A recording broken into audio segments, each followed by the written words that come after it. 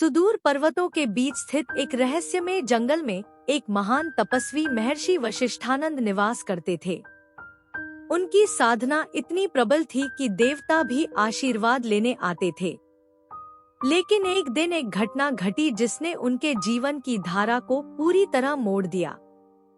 राजा विक्रमसेन, जो अपने अहंकार और बलशाली सेना के लिए प्रसिद्ध था, महर्षि के आश्रम में आया। वह महर्षि की शक्ति की परीक्षा लेना चाहता था। उसने उनसे आग्रह किया, हे महर्षि, मुझे अमरत्व का वरदान दीजिए। महर्षि ने गंभीरता से कहा, राजन, अमरत्व केवल ईश्वर के हाथ में है, यह किसी भी मनुष्य को नहीं दिया जा सकता। राजा को यह सुनकर क्रोध आ गया। उसने महर्षि का अपमान किया और उनकी तपस्या को बाधित करने का प्रयास किया। क्रोधित होकर महर्षि ने राजा को श्राप दिया, हे अहंकारी राजा, तुम्हारे वंश का अंत शीघ्र होगा और तुम्हारी आत्मा हजारों वर्षों तक कष्ट में रहेगी। राजा को तुरंत अपने कृत्य पर पछतावा हुआ, लेकिन अब कुछ नहीं किया जा सकता था। महर्षि के इस श्राप से स्वयं देवताओं में हलचल मच गई। स्वयं इंद्रदेव ने प्रकट होकर महर्षि से अनुरोध किया कि वह राजा को क्षमा कर दे। लेकिन महर्षि का क्रोध शांत नहीं हुआ।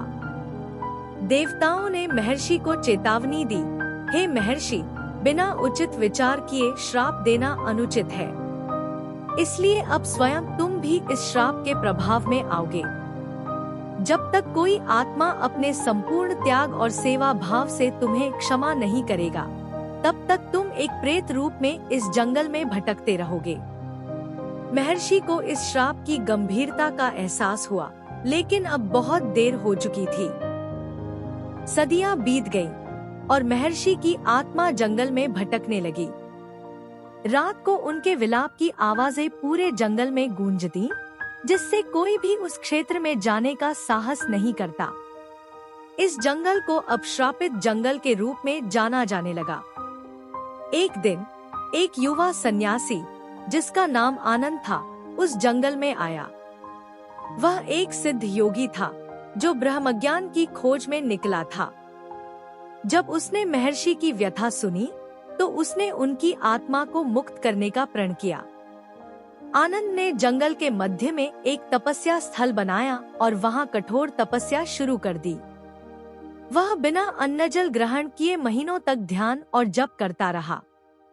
उसकी तपस्या इतनी शक्तिशाली थी कि देवताओं को भी उसे देखने आना पड़ा।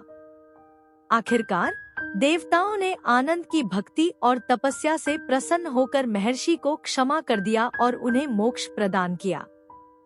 महर्षि ने आनंद को आशीर्वाद देते हुए कहा, तुम्हारी तपस्या ने मुझे मुक्त कर दिया है। अब तुम भी एक महान सिद्ध योगी बनोगे। महर्षि के मोक्ष प्राप्त करने के बाद जंगल से सभी अजीब आवाजें समाप्त हो गईं। स्थानीय लोग अब निर्भय होकर जंगल में आने जाने लगे। आनंद वहीं एक आश्रम बनाकर रहने लगा और लोगों को ध्यान, योग और सेवा का ज्ञान देने लगा। इस प्रकार एक श्रापित साधु की आत्मा को शांति मिली और उसकी कथा युगों युगों तक सुनाई जाती रही।